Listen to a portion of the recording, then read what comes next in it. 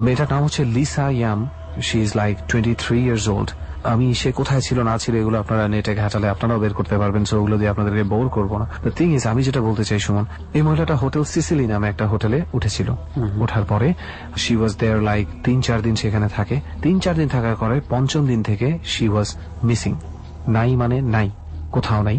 এবং তার রুমে কোন রকম কোন স্ট্রাগলের সাইন নাই, এবং রুমটা হচ্ছে ভিতর থেকে লকড। এবং সেখানে একমাত্র হোটেলের যে কর্মচারী বা কর্মকর্তা তারাই একমাত্র ওই তালা খুলে ঢুকতে পারে, অ্যান্ড লিসা ইয়াম হারসেলফ, সে নিজে পারবে। বাট সে রুম ভিতর থেকে লক, সে রুমে নেই তো নেই, তাকে কোথাও খুঁজে পাওয়া গেল না। 19 দিন পরে হোটেলের প্রত্যেকটা কল থেকে ময়লা পানি পড়তে শুরু করলো। বেসিনে পানি হয়ে গেল কালো, বিচ্ছিরি একটা অবস্থা। প্রচন্ড রেপুটেটেড একটা হোটেলের বদনাম হয়ে গেল যে তাদের ওখানে পানি নেই, প্রচন্ড গন্ধ পানিতে। তারপরে প্রত্যেকটা ট্যাঙ্কি চেক করা হলো, একটা ট্যাঙ্কির ভিতরে পাওয়া গেল লিসা ইয়ামের লাশ 19 দিন ধরে, যেটা এই অবস্থায় রয়েছে। Now let me tell you the mystery. হয়তো পানির ট্যাঙ্কি শুনে অনেকের কাছে অনেক কিছু মনে হতে পারে যে এখানে একজন একজনকে ফেলে দিয়ে যেতেই পারে, খুব সিম্পল মনে হতে পারে। এবার আমি শুরু থেকে আসি। ওই হোটেলের ওই ছাদে ওই ট্যাঙ্কিতে যাওয়ার জন্য যেই গেটটা ব্যবহার করে যেতে হয়, যে একমাত্র করিডোর ব্যবহার করে যেতে হয়, সেখানে হোটেলের কর্মচারী, হাই লেভেলের কর্মচারী ব্যতীত আর কারো কাছে চাবি নেই। এবং অন্য যে কেউ ওইখানে অন্য যে কোনো চাবি পুশ করলেই প্রচন্ড অ্যালার্ম বাজতে শুরু করবে। এটা হচ্ছে ফার্স্ট বাধা।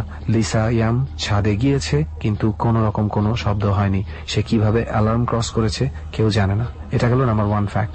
নাম্বার 2, দোস্ত এটা খেয়াল করে শুনিস, লিসা ইয়াম কিন্তু ওই ট্যাঙ্কির ভিতরে ছিল, এবং ট্যাঙ্কির ভিতরে ছিল এবং ট্যাঙ্কিটা ছিল আটকানো।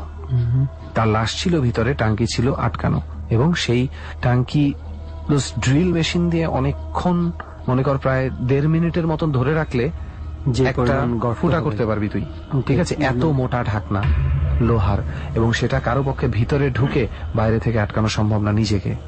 নিজেকে কখন এটা করা সম্ভব না, তোলাই মনে হয় সম্ভব না একার পক্ষে। ওখানে পোর্টেবল মই থাকে, সেই মইগুলো আলাদাভাবে অন্য রুমে রাখা থাকে, যেগুলো অন্য রুমেই ছিল।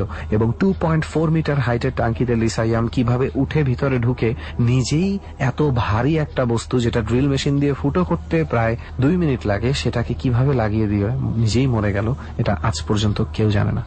আরেকটা মিশ্রিতকে বলি, জাস্ট এই ঘটনাটা ঘটার আগে লিসা ইয়ামকে একবারই দেখা গেছে, মানে মৃত্যুর 19 দিন আগে তাকে একবারই দেখা গেছে সেই হোটেলে। সে লিফটে ঢুকলো, এই ভিডিওটা যে কেউ পাবে ইন্টারনেটে খুঁজলেই।